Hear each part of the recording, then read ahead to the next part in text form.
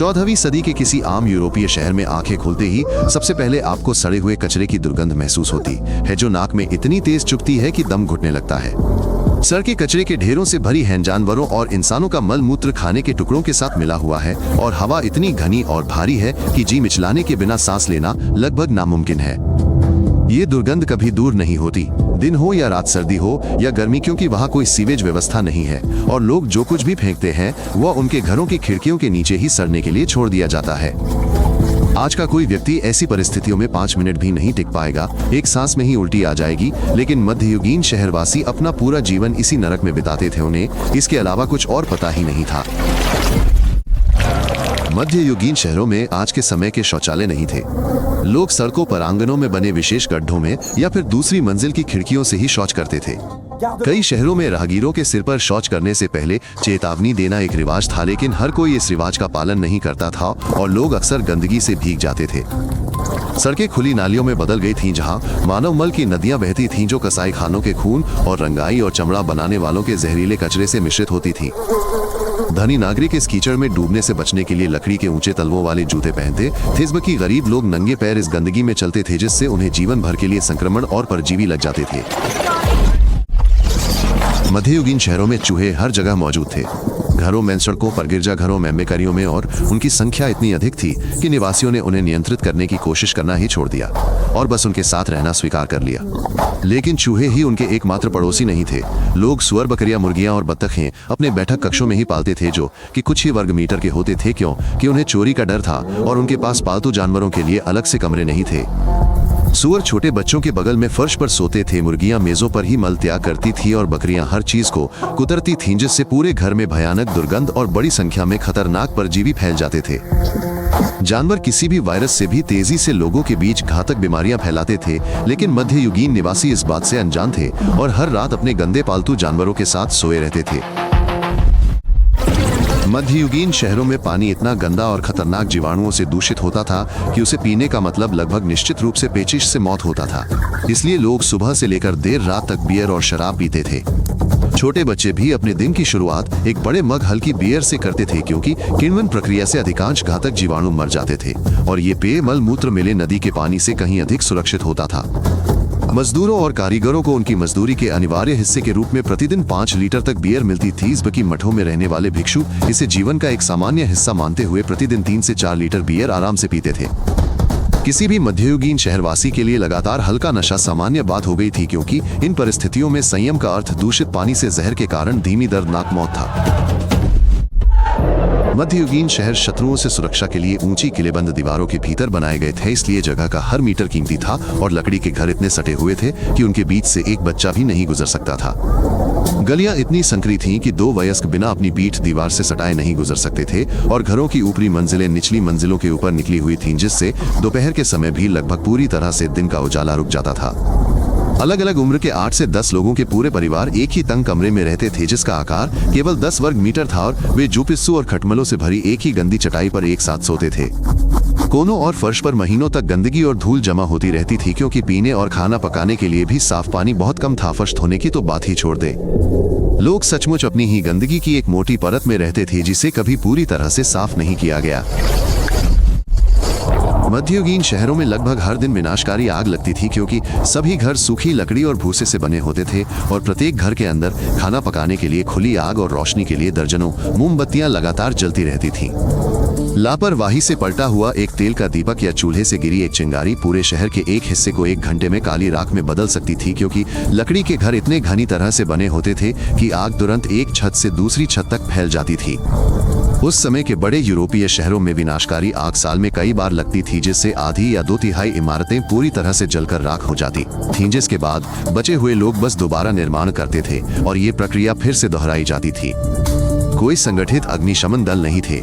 हर कोई पास के कुओं से गंदे पानी की बाल्टियों से आग बुझाता था, लेकिन अक्सर लोग अपने बच्चों और कीमती सामान को बचाने के लिए भाग जाते थे, बाकी सब कुछ जलकर राख होने के लिए छोड़ देते थे। मध्ययुगीन शहरों में कसाई की दुकानें और बूचड़खाने सबसे भयावह और डरावने स्थानों में से थे, जहां कसाई खुलेआम सड़कों पर गायों और सुअरों के विशाल शवों को काटते थे और गर्म खून पत्थर के फुटपाथ पर चौड़ी धाराओं में बहता था। मारे गए जानवरों की आंतें, कटे हुए सिरखुर और कुतरी हुई हड्डियां जमीन पर फेंक दी जाती थीं, जहां आवारा कुत्तों, सुअरों और हजारों चूहों के झुंड उन्हें लालच से खा जाते थे, जिससे दुकानों के आसपास एक घिनौनी दावत का माहौल बन जाता था। गर्मी में सभी सड़ते हुए अवशेष और मांस के टुकड़े इतनी असहनीय दुर्गंध पैदा करते थे कि लोग कसाई की दुकानों से दूर रहने की कोशिश करते थे, लेकिन भीड़भाड़ वाले मध्ययुगीन शहर में ये लगभग असंभव था। चिपचिपा खून जल्दी से मिट्टी में रिस जाता था, जिससे पत्थर के फुटपाथ और लकड़ी के काउंटर टॉप स्थायी रूप से दागदार हो जाते। थिस्बा की कसाई खुद इस घिनौने कीचड़ में नंगे पैर दिन भर काम करते थे और शहर भर में फैलाई जा रही घातक बीमारियों के बारे में जरा भी नहीं सोचते थे। मध्ययुगीन शहरों के हर निवासी के शरीर पर जूपी, सुखटमल और अन्य घिनौने परजीवी हमेशा मौजूद रहते थे। ये इतना आम और नियमित था कि लोग बातचीत के दौरान भी बिना किसी झिझक के इन्हें उंगलियों से मसल देते थे।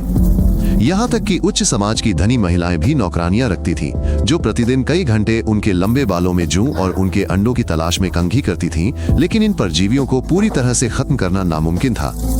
मध्य युग के अस्पताल और औषधालय इलाज और स्वास्थ्य लाभ के स्थान नहीं थे, बल्कि शीघ्र और दर्दनाक मृत्यु के स्थान थे। बीमार लोगों को एक ही संकरे गंदे बिस्तर पर 3 या 4 करके लिटा दिया जाता था, जहां वे एक दूसरे को हर संभव बीमारी से संक्रमित कर देते थे। डॉक्टर और वैद्य जांच के बीच कभी हाथ नहीं धोते थे, सभी पर एक ही गंदे औजारों का इस्तेमाल करते थे और इलाज का प्राथमिक और मूलभूत तरीका भारी मात्रा में रक्तस्राव माना जाता था, जो बीमारों को और कमजोर कर देता था और उनकी अपरिहार्य मृत्यु को और तेज कर देता था। मध्ययुग की किसी भी महिला के लिए गर्भावस्था और प्रसव मृत्यु के साथ एक खतरनाक जुआ खेलने जैसा था और हर बार होने वाला प्रसव उसका अंतिम प्रसव ही होता था। लगभग 3 या 4 में से एक महिला प्रसव या उसके गंभीर परिणामों के कारण मर जाती थी। प्रसव के समय अशिक्षित दाइयां ही मौजूद रहती थीं, जिन्हें चिकित्सा का कोई प्रशिक्षण नहीं होता था। वे काम से पहले कभी हाथ नहीं धोती थी, खुद को पोंछने के लिए गंदे कपड़ों का इस्तेमाल करती थीं और मानव शरीर रचना और क्रिया विज्ञान के बुनियादी सिद्धांतों को भी नहीं समझती थीं। यदि बच्चा प्रसव नलिका में फंस जाता या प्रसव बुरी तरह से विफल हो जाता तो मां सबके सामने असहनीय पीड़ा में धीरे धीरे मर जाती थी, क्योंकि डॉक्टर केवल मृत महिलाओं पर ही सर्जरियन ऑपरेशन करते थे ताकि कम से कम बच्चे को बचाया जा सके और मृत्यु से पहले उसका बपतिस्मा कराया जा सके। प्रसव के बाद होने वाले भयानक संक्रमण और रक्त विषाक्तता से उन महिलाओं में से अधिकांश की मृत्यु हो जाती थी, जो चमत्कारिक रूप से प्रसव के बाद जीवित बच जाती थीं, क्योंकि बांझपन की अवधारणा का कोई अस्तित्व ही नहीं था और मध्ययुगीन शहर की सारी गंदगी और प्रदूषण खुले घावों में प्रवेश कर जाता था। 10 में से केवल 4 या 5 ही बच्चे 5 वर्ष की आयु तक जीवित रह पाते थे।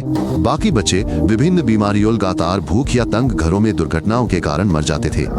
कई माता पिता तो जन्म के पहले कुछ महीनों तक जानबूझकर अपने नवजात शिशुओं का नाम भी नहीं रखते थे, क्योंकि उन्हें अपने अनुभव से पता था कि बच्चे के 1 वर्ष की आयु तक जीवित न रहने की संभावना बहुत अधिक थी और वे उनसे भावनात्मक रूप से जुड़ना भी नहीं चाहते थे। छोटे बच्चे अक्सर साधारण दस्त, हल्की सर्दी, गहरे कुओं और बदबूदार गटरों में गिरने, खुली आग से जलने और रात में तंग कमरे में पालतू जानवरों द्वारा कुचले जाने से मर जाते थे।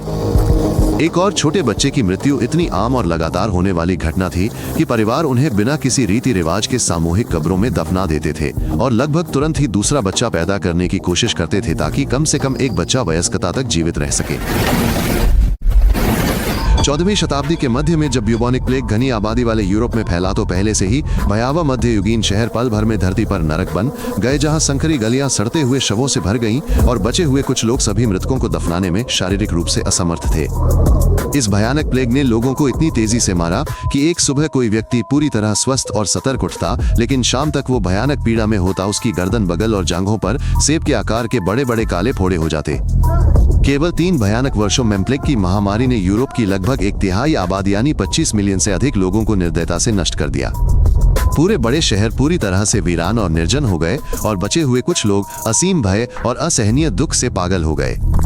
लोग महामारी के वास्तविक कारणों को समझने में पूरी तरह विफल रहे और अपनी निराशा में उन्होंने प्लेग के प्रसार के लिए यहूदियों, चुड़ैलों और कुष्ठ रोगियों को दोषी ठहराए, बड़े पैमाने पर क्रूर नरसंहार आयोजित किए और निर्दोषों को सार्वजनिक रूप से फांसी दी। लेकिन भयानक प्लेग पूरी तरह से उदासीन, बिना किसी भेदभाव के सभी लोगों को व्यवस्थित रूप से मारता रहा। मध्ययुग के एक साधारण कारीगर या मजदूर का सामान्य कार्य दिवस सुबह से शाम तक चलता था। गर्मियों में प्रतिदिन 14 से 16 घंटे और सर्दियों में 10 से 12 घंटे, सप्ताह के 7 दिन लगभग बिना किसी छुट्टी के। छोटे बच्चे 6 या 7 साल की उम्र से ही बड़ों के साथ पूर्णकालिक काम करना शुरू कर देते थे। पानी की भारी बाल्टियां ढोना, चक्की में पत्थर घुमाना, कावट की हद तक काम करना, अपने माता पिता की कार्यशालाओं में मदद करना, और इसे कोई भी क्रूरता या बाल श्रम का शोषण नहीं मानता था। कारीगर अपनी कार्यशालाओं में जहरीली पत्थर की धूल में सांस लेते हुए पूरा दिन बिताते थे। रंगसाज खतरनाक रसायनों और भारी धातुओं से धीरे धीरे जहर का शिकार होते थे, और लोहार गर्म धातु से गंभीर रूप से जलते और घायल होते थे, और यह सब बिना किसी मुआवजे, बीमा या पर्याप्त चिकित्सा उपचार के होता था। यदि कोई व्यक्ति बीमारी या गंभीर चोट के कारण पूरी तरह से काम करने और जीविका कमाने में असमर्थ हो जाता था तो वो भूख और गरीबी से सड़कों पर ही मर जाता था, क्योंकि उस समय कोई पेंशन, बीमारी की छुट्टी, बीमा या राज्य की सामाजिक सहायता उपलब्ध नहीं थी। अंधेरा होते ही मध्ययुगीन शहरों की सड़कें लुटेरों और हत्यारों के लिए खतरनाक इलाका बन जाती थीं, क्योंकि सड़कों पर रोशनी बिल्कुल नहीं होती थी, सुरक्षाकर्मी बहुत कम होते थे, और स्थानीय कानून कर्फ्यू के बाद जोर से आवाज लगाने पर भी जवाब न देने वाले किसी भी अजनबी की हत्या की अनुमति देते थे। चोर, बलात्कारी और निर्मम हत्यारे हर रात अंधेरे में लगभग बेखौफ होकर अपराध करते थे, क्योंकि गवाहों के बिना किसी भी बात को साबित करना नामुमकिन था। जांच के तरीके ना के बराबर थे और किए गए अधिकांश अपराध अनसुलझे ही रह जाते थे। हालांकि जो कुछ अपराधी रंगे हाथों पकड़े जाते थे उन्हें सबसे सार्वजनिक और बेहद क्रूर तरीके से मौत की सजा दी जाती थी। पहिए पर हड्डियां तोड़ना, घोड़ों से जिंदा टुकड़े टुकड़े करना, खंभे पर धीरे धीरे जिंदा जलाना, ये सब शहर के हर उम्र के लोगों के लिए मनोरंजन का सबसे बड़ा जरिया बन गया था। सार्वजनिक फांसी देखने के लिए भारी भीड़ उमड़ती थी, जिसमें उनके पूरे परिवार और छोटे बच्चे भी शामिल होते थे। सड़क किनारे विक्रेता फांसी के तख्ते के ठीक बगल में तेजी से खाना और सस्ती शराब बेचते थे। दुर्भाग्यवश दोषी व्यक्तियों को घंटों तक सुनियोजित तरीके से यातना दी जा सकती थी, ताकि एकत्रित भीड़ यथासंभव लंबे समय तक यातना और पीड़ा के रक्तरंजित दृश्य का आनंद ले सके। मध्ययुग के आम शहरी निवासी का औसत आहार बेहद कम और दिन प्रतिदिन बेहद नीरस होता था। मोटा काला ब्रेड, पानी से बना पतला दलिया, कभी कभार थोड़ी नमकीन मछली या सख्त मांस, और लगभग सारा भोजन या तो आधा सड़ा हुआ होता था या उस पर हरी फफूंदी की मोटी परत चढ़ी होती थी। ब्रेड सस्ते मोटे आटे से बनाया जाता था, जिसमें लगातार लकड़ी का बुरादा पिसा हुआ चूना और यहाँ तक कि वजन के लिए साधारण मिट्टी जैसी हानिकारक अशुद्धियां मिली होती थी। पकी हुई ब्रेड को हफ्तों तक बिना फ्रिज के रखा जाता था, जब तक कि वो पत्थर की तरह सख्त और फफूंदी की मोटी परत से पूरी तरह हरी ना हो जाए। मांस और मछली को लंबे समय तक सुरक्षित रखने के लिए उनमें भरपूर नमक डालना पड़ता था, लेकिन गरीबों के लिए अच्छा नमक बहुत महंगा होता था, इसलिए भोजन अक्सर सड़ने और बदबू करने लगता था, और फिर भी उसे खाना पड़ता था। साथ में तीखे मसाले भी होते थे, ताकि सड़े हुए मांस के भयानक स्वाद को किसी तरह छिपाया जा सके। ताजे फल और सब्जियां केवल धनी लोगों के लिए एक वास्तविक विलासिता थी, जबकि गरीब आम लोग चमुच कई वर्षों तक कुछ भी ताजा और हरा खाए बिना रहते थे, जिसके परिणाम स्वरूप उन्हें अनिवार्य रूप से दांतों के नुकसान के साथ स्कर्वी, हड्डियों के टेढ़े होने के साथ रिकेट्स और विटामिन की गंभीर कमी से होने वाली कई अन्य गंभीर बीमारियां हो जाती थीं। इस असहनीय भयावहता और आतंक के बावजूद मध्ययुगीन शहर किसी चमत्कारिक तरीके से अस्तित्व में बने रहे और धीरे धीरे विकसित भी हुए, क्योंकि लोग जीवन जीने का कोई दूसरा तरीका जानते ही नहीं थे और इन भयानक परिस्थितियों को पूरी तरह से सामान्य और स्वाभाविक मानते थे। मानव शरीर में सबसे कठिन परिस्थितियों में भी ढलने की अद्भुत क्षमता होती है। इस निरंतर गंदगी और महामारी में पले बढ़े बच्चों में कुछ खतरनाक बीमारियों के प्रति बहुत मजबूत प्रतिरोधक क्षमता विकसित हो जाती थी, जिनके बारे में आज के आराम पसंद लोग सपने में भी नहीं सोच सकते। मध्ययुगीन शहर में 20 वर्ष की आयु तक चमत्कारिक रूप से जीवित बचे। कुछ लोग शारीरिक और मानसिक रूप से इतने मजबूत और दृढ़ हो जाते थे कि वे ऐसी परिस्थितियों में शांतिपूर्वक रह और काम कर सकते थे, जो किसी भी आधुनिक व्यक्ति को एक सप्ताह में ही मार डालती। शहरों ने आम लोगों को लगातार युद्धों और हमलों से मजबूत किलेबंदी की विश्वसनीय सुरक्षा वस्तुओं का व्यापार करने और लाभदायक शिल्पों में संलग्न होने का अवसर प्रदान किया। इसलिए ऐसे असहनीय नरक में भी हमेशा ऐसे कई लोग थे जो कठिन शहरी जीवन को गांव के दरिद्र किसान जीवन से कहीं बेहतर मानते थे। ये भयानक मध्ययुगीन शहर अपनी असहनीय परिस्थितियों के साथ अंततः पूरी मानवता को उन चीजों की सच्ची कद्र करना सिखाते हैं जो आज हमारे पास हैं। नल से साफ पीने का पानी, उचित स्वच्छता, आधुनिक चिकित्सा, सुरक्षित और उच्च गुणवत्ता वाला भोजन और मामूली सी सर्दी जुकाम से दर्दनाक मौत न मरने का बुनियादी अधिकार। इन्हीं मध्ययुगीन शहरों की भयावहता और भयानक परिस्थितियों ने अंततः लोगों को स्वच्छता और जलापूर्ति प्रणालियों का आविष्कार करने, प्रशिक्षित डॉक्टरों वाले उचित अस्पताल बनाने, स्वच्छता और सार्वजनिक स्वास्थ्य पर सख्त कानून बनाने और अंततः गंदगी और जानलेवा बीमारियों के बीच सीधा संबंध समझने के लिए मजबूर किया।